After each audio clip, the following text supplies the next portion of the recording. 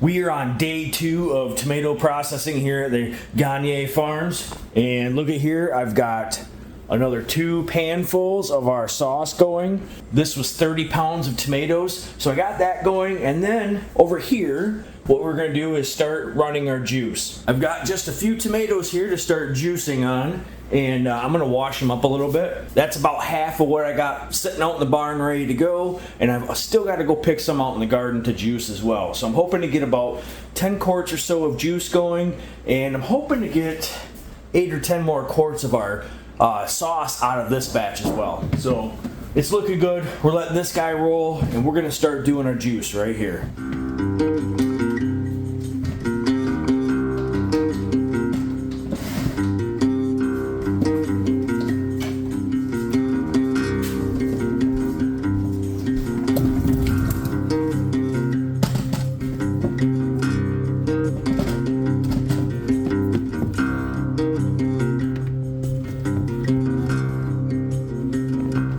We got 20 pounds here to start, and real quick on this food mill, it was a real cheap one.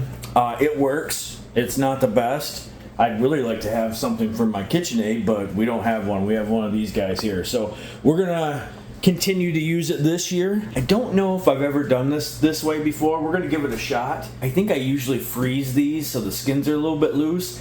Right now, these are fresh out of they're not out of the garden, but they've been sitting out on a table in the pole barn, so just ripening up. But they're a little firm, so I'm gonna run a couple of these and see if it'll work. If not, we may have to freeze these and then pinch our skins. This will separate the seeds and the stems out. It's kind of a manual operation here. It's a little slow going, but I don't feel like spending a whole bunch of money on this operation either. So we're gonna give this a shot and see if it works, I guess. So I just cut one of these little aromas in half here. We'll throw her in, give her a good twist.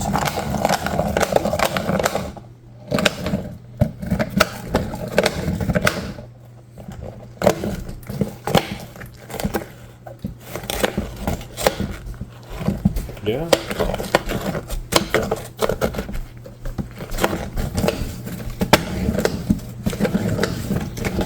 So what we usually do is run this twice through.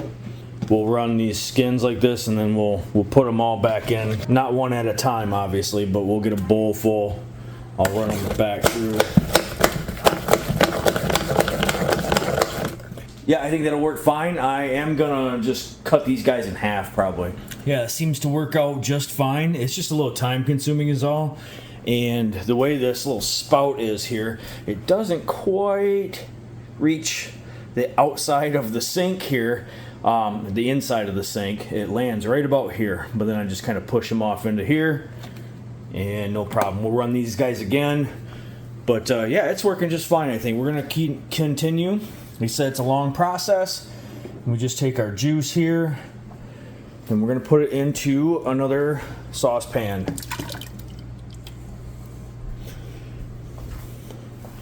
And yes, your counters will get full of juice. This thing leaks out a little bit here, so I usually have to have a towel or something. Process seems to be working nicely so far. I just did the first little batch of regrind here, so we just take our skins and then I ran these through here. It actually runs real easy. I ran through a couple 3 times quick. And off of all that, the first batch of skins, I actually got 2 little tubs here, 2 full tubs of juice off of that just by regrinding the skins. So we're gonna continue. Candace just went out and grabbed another container full. It looks to be about another 20 pounds. So we had 20 pounds here, another 20 there. We're at 40 plus the 30 that's on the burner. We got a lot of tomatoes to do today.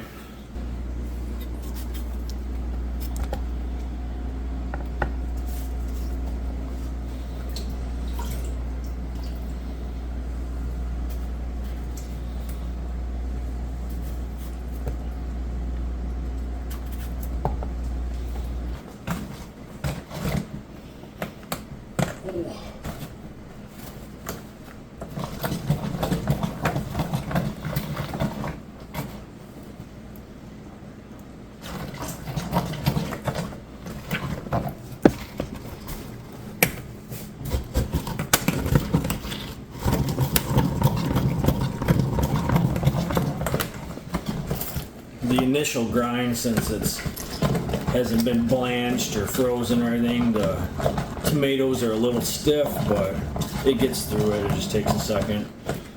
And then that second regrind on the skins really brings out all the juices. We are still getting the juice going inside. Candace is taking that over for just a minute. I'm gonna come outside and get the canner rolling. We want to be able to keep this process rolling right along because it's gonna take most of the day to get through all this. So I want to get started. We're gonna get the first few quarts of juice in as soon as we can. Of course, it's gonna be a nice 85-degree day today, so why not can stuff? But at least we are canning it all outside. We love this gas one burner for doing all sorts of stuff, especially canning, water bath canning, pressure canning, scalding chickens, frying turkeys. This thing works great. You guys will love it. Pick one up. So here's the skins that had been through one time. We just load up a hopper of these guys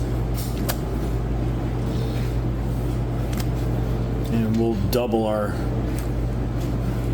output. And these go through a lot quicker too.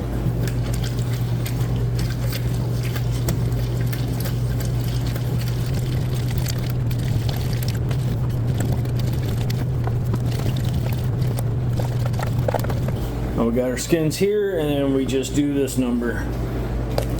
Oh, something like that. And we'll regrind these one more time at least.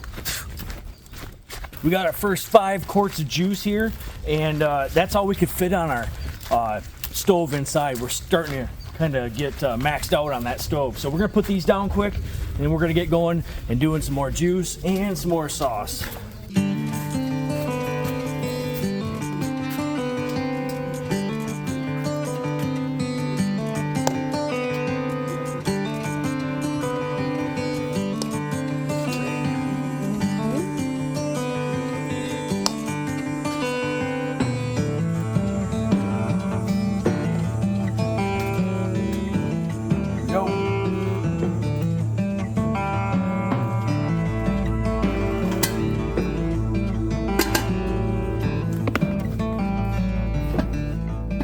We've been going gangbusters on these tomato products here. We got our first batch of juice done, and I'm gonna pull this quick. Candace is bringing the next batch out, and we've got a whole bunch of stuff coming. So we gotta keep this canner rolling. We got actually a lot more than I thought we were gonna get, which is nice for a change. Juice.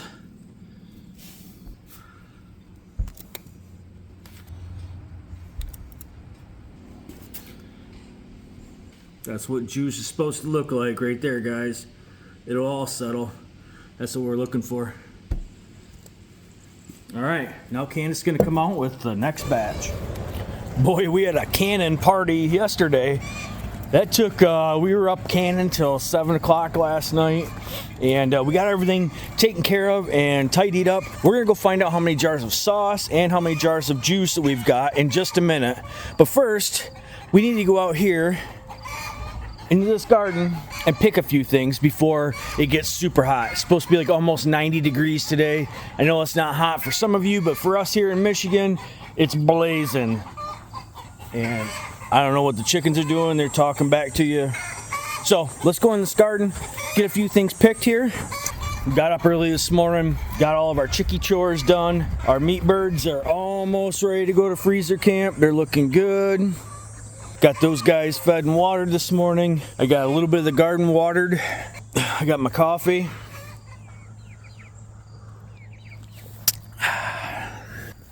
We're gonna get another picking of these tomatoes going. I know we've got so much already, but we're just finishing up here. We actually got quite a bit this year, so I'm happy with that, and I'm also happy that we actually wrote down how much we harvested, how many plants we planted, so now I have a real good idea next spring when we need to start our tomato plants of how many I need to start and what we're going to get out of them.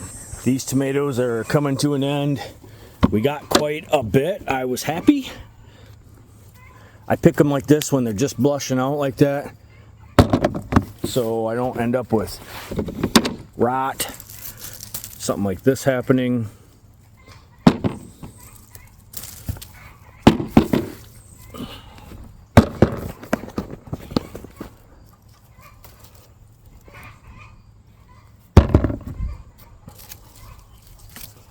That one's perfect right there.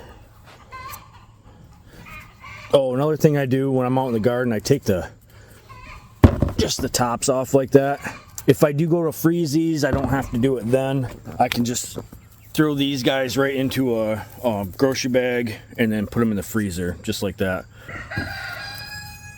And yes, I even harvest the little guys like that. No tomato goes to waste. See, like this plant here is done. This one here is done, and we'll start taking these guys out and getting this all picked up here. I'm trying to get ahead on this stuff. We're doing really good. We're actually a few weeks ahead right now by what I can figure, which is good. It gives us more time for other fall projects, which I have a few planned. And it also gives us more time for hunting season, which we all enjoy that around here too. It's nothing like supplementing your diet with homegrown veggies and homegrown meat off of the homestead. Just like our meat chickens, our deer, fish that we can catch, all that makes for a nice diverse diet. Quick update here on our tomatoes that we left on the ground. They actually grew better than I thought they were going to. We've got quite a few tomatoes here that did actually pretty well. Initial thoughts on it though, we got, I would say production wise, it was probably close to the same. I would say these might have been a little smaller, but the quantity of them, it was probably the same as the ones that are up on the vines here. What I didn't like about it is that they were on the ground. They're hard to pick, and they were dirtier just from being, close to the ground and the rain bouncing up on them. I had originally thought that these tomato plants that were down here were going to get blight worse than the ones that were up on the trellis here, and I believe that was incorrect. I don't think that happened. I actually think that these tomatoes down here that were on the ground got less blight for whatever reason. I don't think that's normally the case, but a few things did happen too, where if it would fall off, you would get a rot like that. Mainly because you can't see the thing. Chickens. So, me and Candace talked. We kind of were saying before to you guys, well, we were going to weigh the pros and cons of this, and we would figure out, down the road if it was worth it to not put all the time into trellising our tomatoes and pruning them and doing all the stuff, or we just let them lay on the ground and pick what we pick. So after me and Candace talked, we didn't like having to pick them like this. They are so much easier to pick when they're trellised up like that. You just walk along and pick right away. Super easy. This here, you got to kind of get down in, find them, and you can see there's some that have more, I would say more rot in here, just because of the moisture levels. These guys eat just the same as any of the other ones, so we are picking these and we're going to use them as well. So I would say next year we are not going to do this method, and I don't even know if I like to do the weave method either. I think the trellising that we have here works great. I just need to get another piece of fencing right here. I didn't want to have to buy a whole row of page wire fence for 40 feet here for one row, but maybe that's something we can do for next spring, a little upgrade to the garden. So on these back two rows right here, these have probably been the best two rows that we had out of all four. We had 4 rows of tomatoes. That front row did decent. They were done early.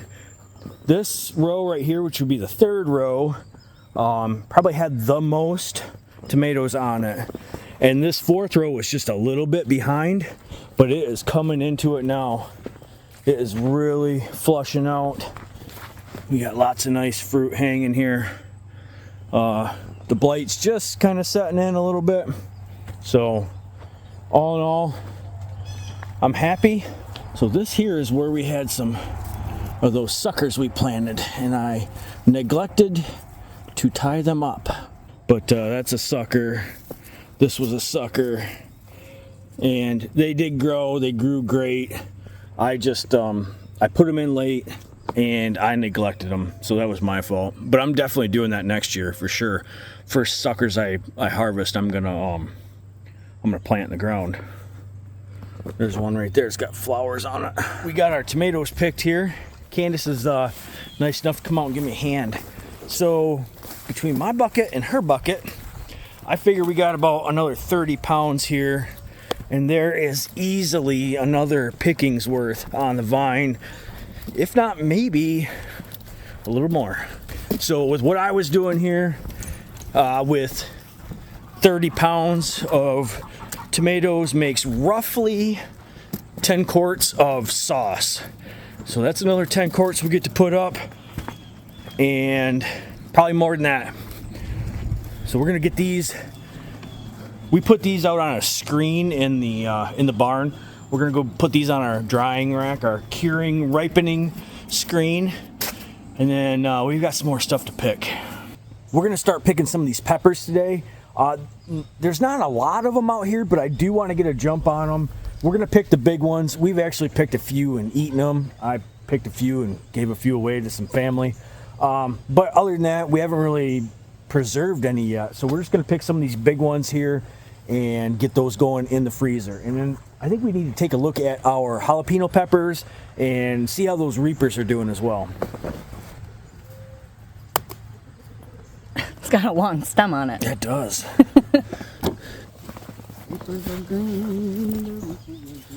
Let's see, what are these reapers doing?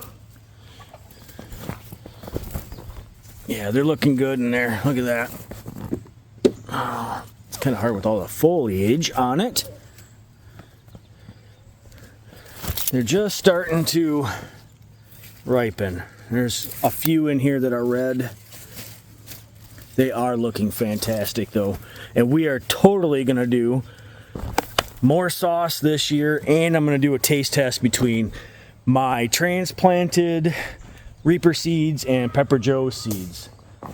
We're gonna do a whole breakdown when we get a little further along. We get some ripe ones here. See anything, Candace? They seem kind of little. I don't know if we should pick them. The peppers this year have been really small. I don't know. I think that's a decent pepper, but like we've had them a lot bigger than this before. Not sure what's going on. I heard a lot of people had small peppers. See, like these guys here, they are, you know, the right size around. They're just not very long. So we're gonna give some of these guys a little bit longer, I think. Maybe there's not as many in here as I had anticipated. But the jalapenos, on the other hand, I think we got quite a few ready here. And when you guys pick jalapeno, I like to try to get them when they're red or when they're cracking. So if I can find a cracked one here, it kind of lets me know that they are ready. These are not, they're blushing out, but they're not cracked. Oh, here's a cracked one. So see, when that starts cracking like that, that's when I like to harvest those, or if they're red. So here's a red one. There's a red cracked one. Not very long, but definitely nice to eat. So we use these in our hot sausage. What else do we use them in, Candace? Hot sausage, bratwurst, summer sausage. Yeah. Nice peppers. All right. Not a bad little pepper haul right there. we're just getting on it. Like I say, we're gonna take these and we're gonna wash them up, dice them up, and freeze them up. Candace wants to test another celery plant here and see if our bleaching has worked.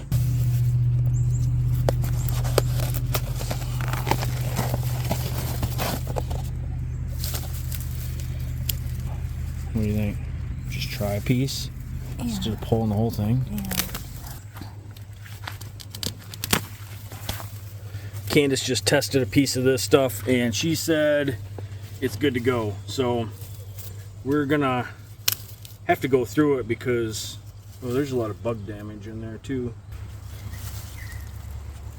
We're gonna pull a few of these and take a look at it. That's better. That one looks better, yeah. How many you want? How many you want to take care of today? All right. Had to go inside and cool off after picking that garden. It was a little steamy out there. But I told you guys I was going to give you a final tally on what we got for our tomatoes yesterday. So let's go in and find out what we got. We'll open up the big doors so you can see.